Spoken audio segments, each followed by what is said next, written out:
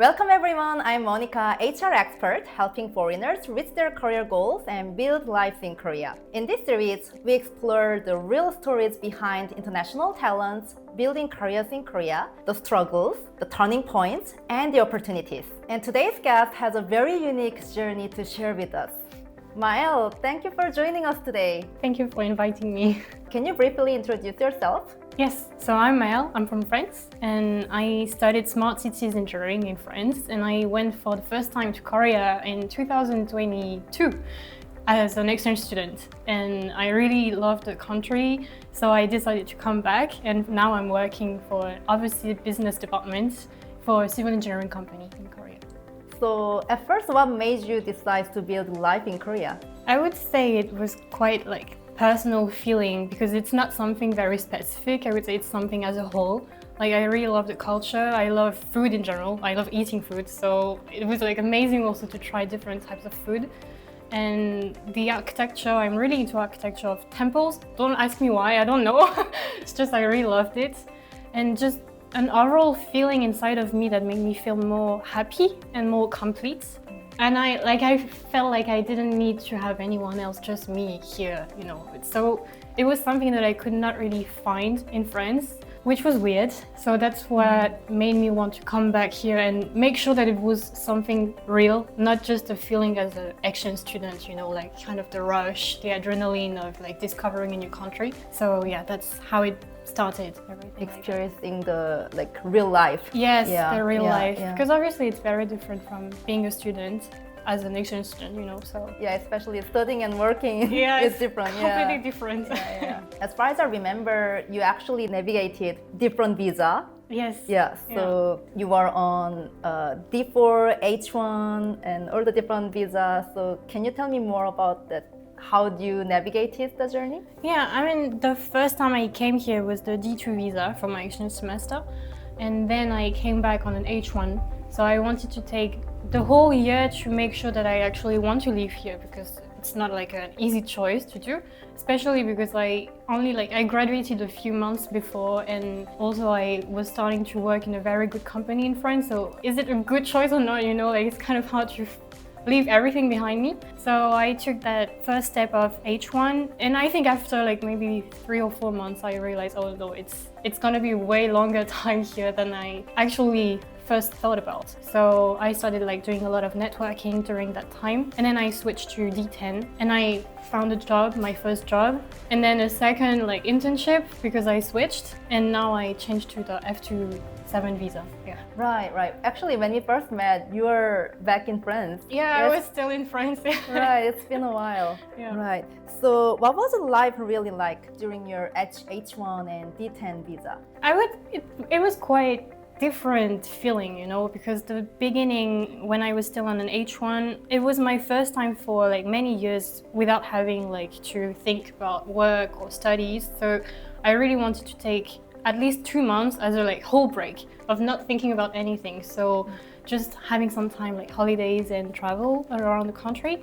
And then I started doing a lot of networking. So networking and finding companies and how we work in Korea. But I didn't had a job or anything. So it was kind of a feeling of being a tourist without being completely a tourist because I was starting to have a kind of normal life. So it was a weird feeling. But when I switched to D10, I think after 2 months on the D10, I started doing my first job. So I started feeling more what it feels like to be a normal person with a normal job in Korea. So the vibe was very different. And then switching again, to my second internship in a real Korean company. Korean company, yeah. It was also very different feeling and just doing a 8 to 5 normal job also, yeah. So different feelings, but I think now that I'm at that level of local, I wouldn't say completely local, but more local vibe, yeah, I really like it. So you experienced different type of internship and work environment was also very different. So yes. Was there anything shocking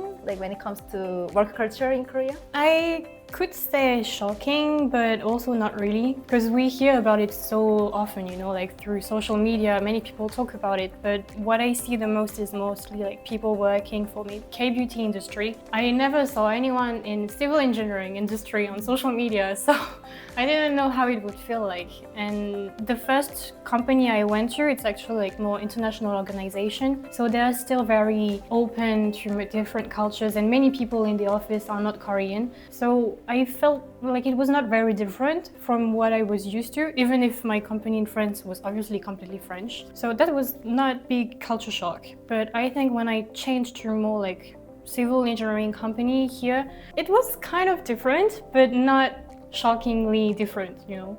It's just a different environment and getting to like used to the hierarchy or the culture in the company of like how do you answer to your boss or your manager.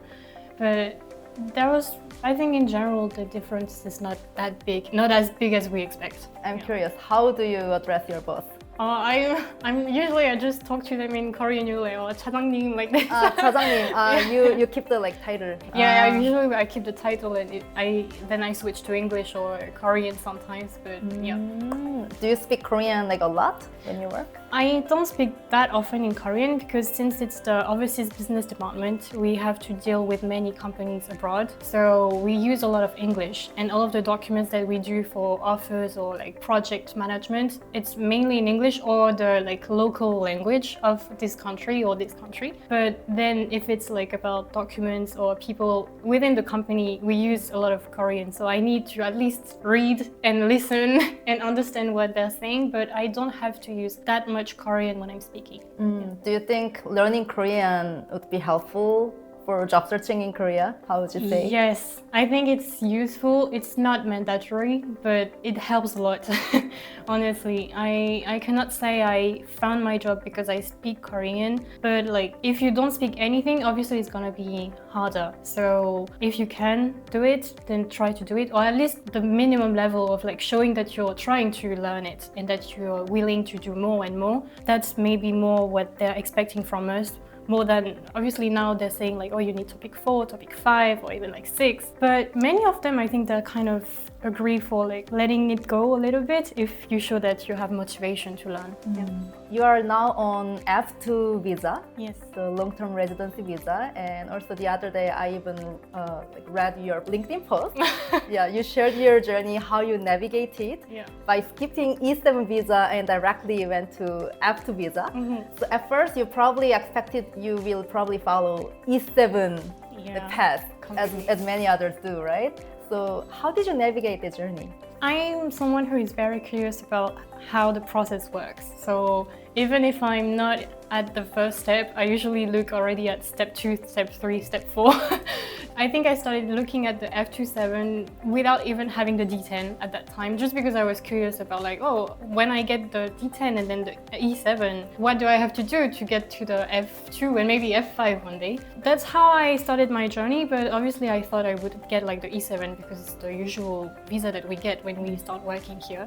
And then like hearing about people talking about, oh, you need to do like 3 years under E7 to do like the F2. I was kind of curious about, oh, is it really the only condition? And then I discovered that there was like many different conditions. So I got curious about, oh, what if I enter this company? Am I completing another condition? And I realized that I was. So that's how I realized that I could skip the E7. So your company was on the Korean stock market. Yes. That's why you got like more points and then you're able to apply for F2. Yeah, exactly. Basically, if your company is on like Kospi, Kosdaq stock market, you can apply for that visa without having to wait for 3 years. But like there is all underlying conditions, like you should not also have any income in the past 2 years, which I didn't know about. It was like very strict. But yeah, that's how I managed to switch directly. Can you tell us more about the moment your F2 visa got almost rejected? That's a trauma for me. But yeah, basically I prepared everything. I started preparing basically when I joined the company. I was already starting to prepare for that visa because I thought, oh, it's gonna take a long time, and I didn't know how much time I would need to like sign the contract with the company at the end of the internship. And I need papers also from France, so yeah. And when I went there, I was so confident that they would say like, oh yeah, we will give it to you, you know. But they told me, I think maybe they know in the system, you know, they can see our profile. And they told me, oh, did you work or anything in the past 2 years? And I said, no, I didn't have any kind of work. But they started telling me even SNS work or like part-time job, like working in a convenience store, everything counts. So even like if it's not a big amount, if it's not zero on the certificate of income, then they don't actually accept your application for the visa. And I didn't know, but I did like for maybe 4 hours the past year. I did like some kind of cooking class. I just animated a cooking class and I got paid for it. And they declared it to the tax office. So they declared it also for me, which made me a certificate of income that I didn't know about. And it was less than maybe 100,000 won for 1 year of working. So I got like rejected because of less than 100,000 won on that paper. So that was like a big setback, you know, for me at that moment. And after that setback, you got courage to try again. Yeah, I went back to my company on the next morning, telling them that I could not apply for that visa and I need the E7. So they accepted to like sponsor me that visa. But when I came back like 1 week after, I don't know, there was something in my intuition was telling me, just try asking again, like just explain the situation, and if they say no, whatever, but you don't have nothing to lose at that point. So I started asking, because it was another person, so it was a different immigration officer, and I explained her the situation, saying that I was trying to get that visa, and she started looking at my profile, and I think it was kind of like just a discretionary situation. They accepted even if officially they should not accept it. And she told me, okay, it's a very like small amount, we can consider it as like not very valuable, so we accept it. And she said if they actually not officially accept that, then they will just switch me to E7, which would have been the regular visa. But I love that what you just said. You said just try because I have nothing to lose, right? Yeah. I really like that, and then it worked. Yeah, it actually worked. So yeah, that was a very amazing feeling. Yeah, very happy for you. Thank you. So Maelle, you did lots of internship on D10. What advice would you give to D10 visa holders? I would say you need to reach out to as many people as you can. And obviously, sometimes, you know, like we're thinking, oh, I should not be too picky about this company or this company because I don't have that much experience, which was the case for me. You know, I had like maybe 1 year experience before. But in a way, it's important to be a little bit picky because you cannot go everywhere you want, especially when you're not graduated from a university here. So you need to have like a certain idea of where you want to go and explain as much as possible why they should take you and which reason, because there are plenty of Korean people who are also looking for a job, so you need to compete with them and other foreigners. So what is the thing that they will think, oh, it's that person that I should take? And really, like, do not be afraid to try because the worst that can happen is just getting rejected. And right. I mean, we're not gonna die about that, so. So thank you, Maelle. Thanks for sharing your story. It's actually really encouraging and helpful. Thank you very much. Yeah, I was happy to be able to share it with everyone. Thank you everyone for watching this episode. I hope you enjoyed it and I will see you in the next time.